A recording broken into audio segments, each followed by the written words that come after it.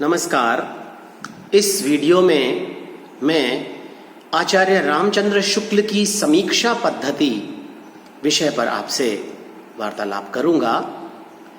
किसी भी आलोचक की समीक्षा पद्धति के अंतर्गत मुख्यतः 3 बातों पर विचार किया जाना चाहिए।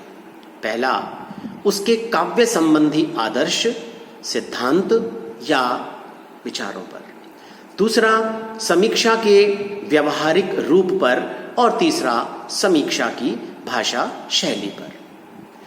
इसके अलावा किसी भी समीक्षक का महत्व भी निर्धारित करने के लिए उसके पूर्ववर्ती और समकालीन समीक्षकों से भी उसकी तुलना अपेक्षित है। आचार्य शुक्ल के काव्य संबंधी आदर्श, सिद्धांत या विचारों की बात करें तो आचार्य शुक्ल ने सैद्धांतिक आलोचना संबंधी कोई ग्रंथ अलग से नहीं लिखा, लेकिन उनके विभिन्न निबंधों और समीक्षात्मक ग्रंथों में उनके काव्य संबंधी विचार हमें उपलब्ध हो जाते हैं। विशेषकर उनका जो चिंतामणि निबंध संग्रह है, उसमें कविता क्या है, काव्य में लोक मंगल की साधनावस्था, साधारणीकरण और व्यक्ति वैचित्र्यवाद, रसात्मक बोध के विभिन्न रूप आदि निबंधों में उनकी काव्य संबंधी मान्यताएं स्पष्ट रूप से व्यक्त हुई हैं। कविता क्या है में वे काव्य के विभिन्न पक्षों पर विस्तार से प्रकाश डालते हैं। कविता की परिभाषा करते हुए वे उसके व्यापक और गंभीर रूप को भी ध्यान में रखते हैं। उनके स्वयं के शब्दों में कि जिस प्रकार आत्मा की मुक्तावस्था ज्ञान दशा कहलाती है, उसी प्रकार हृदय की मुक्तावस्था रस दशा कहलाती है। हृदय की इस मुक्ति साधना के लिए मनुष्य की वाणी जो शब्द विधान करती आई है, उसे कविता कहते हैं। कवि संबंधी इस उच्च आदर्श के कारण शुक्ल जी ने काव्य का प्रयोजन भी बहुत व्यापक माना। जो लोग कविता का लक्ष्य हल्के स्तर का मनोरंजन या मन बहलाव मात्र मानते हैं, उनसे आचार्य शुक्ल को गहरा मतभेद था। वे अपने विरोधियों की धारणा का खंडन करते हुए जोरदार शब्दों में लिखते हैं कि मन को अनुरंजित करना, उसे सुख या आनंद पहुंचाना ही यदि कविता का अंतिम लक्ष्य माना जाए तो कविता भी या केवल विलास की एक सामग्री ही कही जाएगी। लेकिन क्या कोई कह सकता है कि वाल्मीकि जैसे मुनि और तुलसीदास जैसे भक्त ने केवल इतना ही समझकर श्रम किया कि लोगों को समय बिताने का एक अच्छा सहारा मिल जाएगा? उनका मानना है कि कविता का सर्वप्रथम गुण सौंदर्य है। कविता का सर्वप्रथम गुण सौंदर्य है। और वे कहते हैं कि सुंदर और कुरूप काव्य के बस ये 2 ही पक्ष होते हैं, भला बुरा, शुभ अशुभ, मंगल अमंगल। ये नीति, धर्म, व्यवहार और अर्थशास्त्र आदि के शब्द हैं। शुद्ध काव्य क्षेत्र में न कोई बात भली कही जाती है, न बुरी, न शुभ, न अशुभ।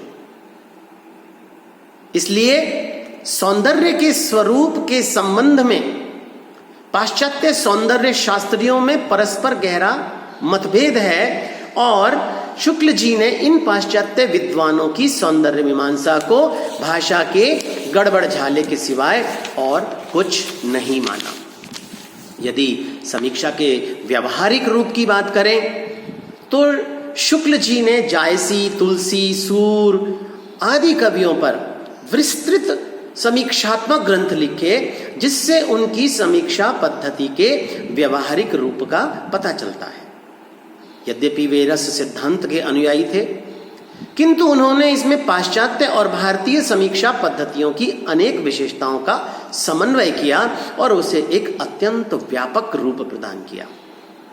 रस सिद्धांत के अंतर्गत केवल काव्य वस्तु के भावों की ही विवेचना की जाती है, लेकिन आचार्य शुक्ल ने काव्य रचयिता, तत्कालीन परिस्थितियों पूर्ववर्ती साहित्यिक परंपरा, संबंधित दार्शनिक संप्रदाय, मूल विचारधारा, भाव पक्ष, कला पक्ष आदि पर भी विचार करना आवश्यक समझा। उदाहरण के लिए जायसी ग्रंथावली की भूमिका में सबसे पूर्व वे जायसी के युग पर प्रकाश डालते हैं और कहते हैं कि 100 वर्ष पहले कबीरदास हिंदू और मुसलमानों के कट्टरपन को फटकार चुके थे।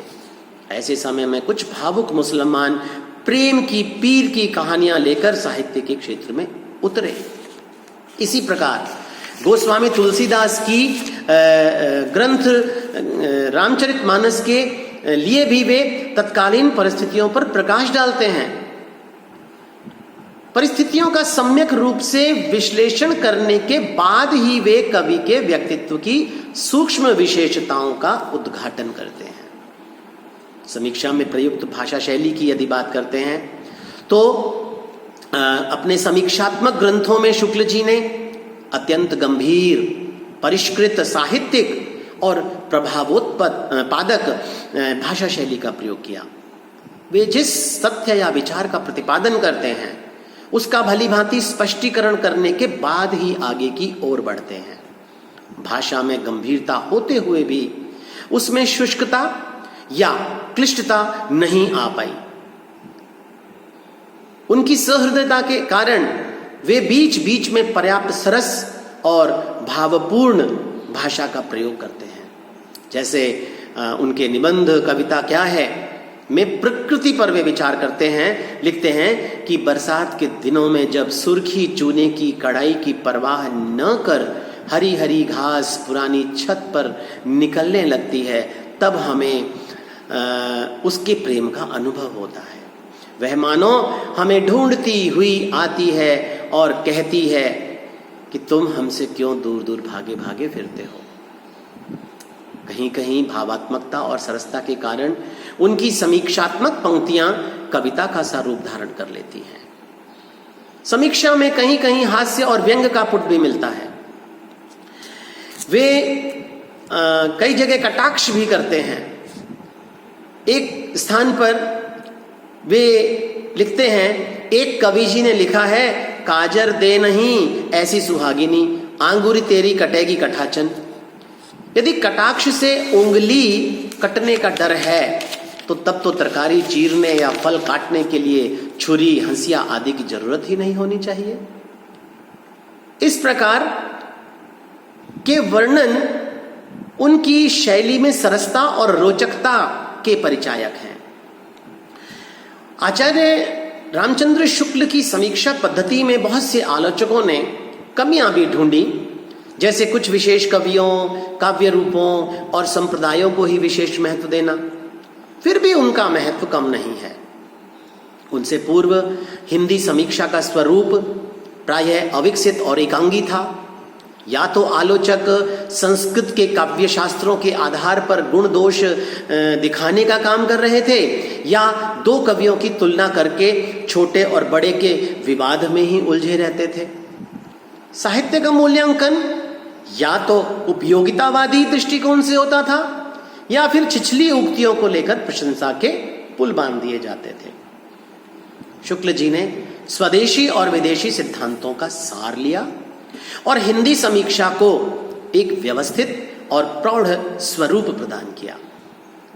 आचार्य शुक्ल ने जहां सैद्धांतिक आलोचना के क्षेत्र में काव्य के सूक्ष्म सौंदर्य का उद्घाटन करके उसे एक व्यापक रूप प्रदान किया, वहीं उन्होंने व्यावहारिक समीक्षा के क्षेत्र में युग, इतिहास, परंपरा, दर्शन, मत संप्रदाय, भाव विचार शैली, अलंकार आदि को भी स्थान दिया और अपनी व्यापक दृष्टि का परिचय दिया। उनकी समीक्षा विचारों की दृष्टि से जितनी प्रौढ़ और महत्वपूर्ण है, उतनी ही अभिव्यक्ति शैली पक्ष की दृष्टि से सरस, रोचक और प्रभावोत्पादक है। हम अभी भी देखते हैं कि रामचंद्र शुक्ल जी जैसा कोई समीक्षक हमें दिखाई नहीं पड़ता जिसकी हम उनसे तुलना प्रस्तुत कर सकें। श्याम सुंदर जी की बात करें, श्याम सुंदर दास जी की, तो वे बड़े विद्वान थे, किंतु जो मौलिकता और प्रतिभा शुक्ल जी में मिलती है वह उनमें दिखाई नहीं पड़ देती। हजारी प्रसाद द्विवेदी जी प्राचीन साहित्य और संस्कृति के ज्ञान की दृष्टि से आचार्य शुक्ल से बहुत आगे हैं और अपने इसी गुण के कारण उन्होंने शुक्ल जी की इतिहास संबंधी अनेक धारणाओं का खंडन भी सफलतापूर्वक किया। लेकिन सैद्धांतिक आलोचना के क्षेत्र में वे शुक्ल जी की भांति अपने युग का नेतृत्व नहीं कर पाते। इस प्रकार शुक्ल जी के विभिन्न आलोचक रूपों, ऐतिहासिक, सैद्धांतिक और व्यवहारिकता का विकास यदि हम देखें तो क्रमशः हजारी प्रसाद द्विवेदी, नगेंद्र और आचार्य नंद दुलारे वाजपेयी द्वारा हुआ और शुक्ल जी की सत्ता का 3 विभागों में विभक्त होकर अपने लक्ष्य की ओर बढ़ना स्वाभाविक था। इसलिए यह कहना कहीं भी अतिशयोक्तिपूर्ण नहीं है कि आचार्य रामचंद्र शुक्ल एक महान समीक्षक थे। धन्यवाद।